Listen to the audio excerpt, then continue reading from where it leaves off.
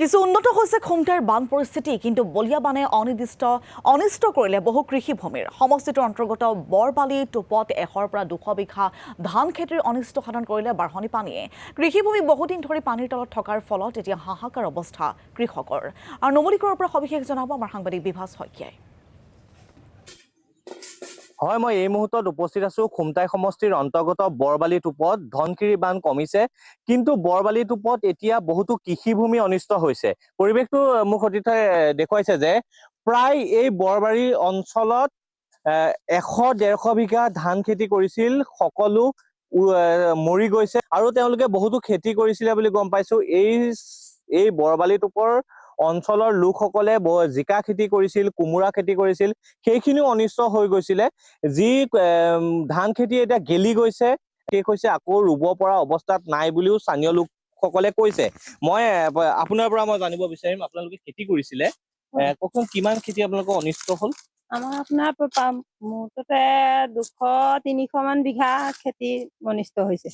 আৰু আপোনাৰ কোমোৰা আছিলে, জিকা আছিলে, ৰঙালাও আছিলে, তাৰ মাজত আপোনাৰ লাও আছিলে। মই নতুনকে সেইখিনি খেতি কৰিছিলো, দাংবডি আছিলে। সেইখিনি গোটেইখিনি মানে পানীৰ আগৰ চোৱা বানপানীটো গ'লগে, আকৌ এতিয়া নতুনকে বানপানী যিটো আহিলে ডাঙৰে পানী হ'ল। গোটেই ঘৰে দুৱাৰে ভিতৰত গোটেই পলস পানী হৈছে। খেতি খিনি এতিয়া আমাক তাকে চৰকাৰে কিবা সুবিধা দিয়ে নেকি। আৰু সকলো খেতি আপোনালোকৰ অনিষ্ট? সকলো খেতি একোৱে নাই, কঠীয়া নাই, কঠীয়াতে একেবাৰে নাই। খেতি কৰিব পৰা অৱস্থাত হ'ব নাই এতিয়া? খেতি কৰিব পৰা অৱস্থাত নাই, কঠীয়াই নাই।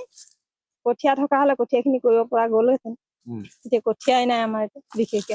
তাৰপৰা আপোনাৰ এতিয়া আমাৰ এইফালে যিটো কেন্দুগুৰি, মিঠাম চাপৰি মাথাউৰি কালভাৰ নাই। কালভাৰ আপোনাৰ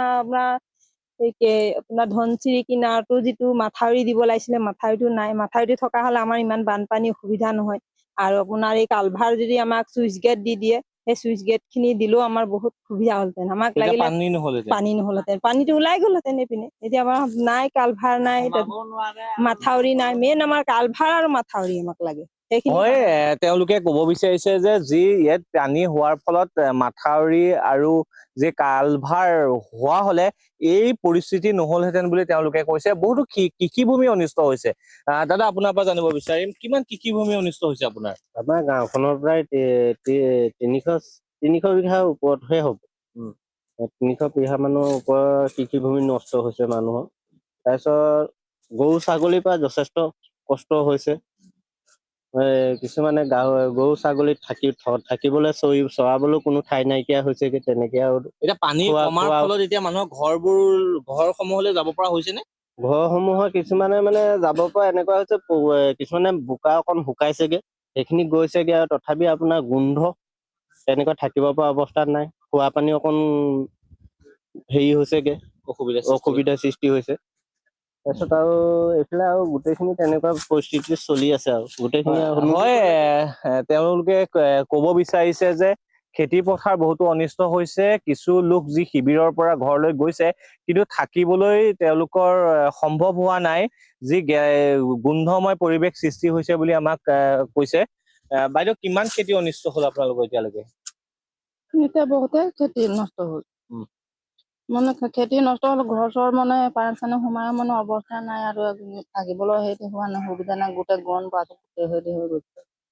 গোটেই গোন্ধ। বেমাৰ আজাৰ হৈছে নেকি? বেমাৰ আছে, আমাৰ ঘৰৰ মানুহটোৱে বেমাৰ আছে। নহয়, এতিয়া পানী হোৱাৰ পিছত মানুহৰ বেমাৰ আজাৰ হৈছে নেকি? নাই হোৱা।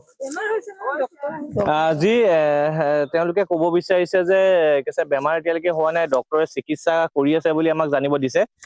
কি কব, গোটেই অঞ্চল জুৰি এতিয়া পানীৰ কবলত পৰিলে, পানী কমিলে, বহুতো খেতি অনিষ্ট হল। এতিয়া পানী শুকোৱাৰ পাছত আৰু কি কৰিব আৰু মানুহখনে? যিবিলাকে কাম হাজিৰা কৰিব লাগে, দিন হাজিৰা কৰিব লাগে, তেওঁলোকে দিন হাজিৰা কৰিবলৈ যাব আৰু গৈয়ে আছে। এতিয়া আজি ল'ৰাবিলাক, আজি মোৰ ল'ৰাটো ডিগ্ৰী পঢ়া হেৰি আছিলে, কি কৰিম এতিয়া? বেচেৰা আজি সেই বোকা ফালি পেলাই এইফাল দি গৈছে, গোটেই বোকাই বোকা। প্ৰত্যেক ঘৰৰ ল'ৰা হওক, ছোৱালী হওক, চব এভৰি ডিগ্ৰী পাছ কৰি, হাই ছেকেণ্ডেৰী পাছ কৰিছে। সেইবিলাকে চবৰে পঢ়া এটা আশা আছিলে।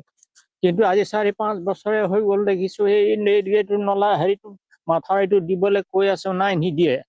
গম পাইছো। আৰু কৃষিভূমি এতিয়া বহুতো অনিষ্ট হৈছে। এতিয়া সেইটোতো এতিয়া কৃষিভূমিটো এতিয়া হেৰিয়ে দিব লাগিব আৰু এতিয়া কিমান অনিষ্ট হৈছে? বহুতটো হৈছে দেখিছে ন, সেয়া ডুবি আছে একদম মাথাউৰি ইফালৰ পৰা সেইফালেতো ক'তো ৰুবই নোৱাৰে। যিবিলাক এইবোৰ ৰুইছিলে এইবোৰ আৰু বাচিব নেকি? নিজে চিন্তা কৰক। ঘৰৰ মানুহবোৰ ঘৰলৈ যাব পাৰিছে নাই? ঘৰলৈ এনে গৈছে আৰু চাফা কৰিছে আহিছে, মানে কথা। হয়, যি এই খুমটাই সমষ্টিৰ অন্তৰ্গত বৰবালি টোপৰ যি অঞ্চলৰ লোকসকল এতিয়া নিজ ঘৰলৈ গৈছে, যোৱাৰ ফলত তেওঁলোকে যি চাফ চিকুণ কৰাৰ পাছত হয়, আকৌ তাত আবিৰ্ভাজ শইকীয়া এই থাকিব- মুহূৰ্তত আপোনাক ধন্যবাদ জনাইছো।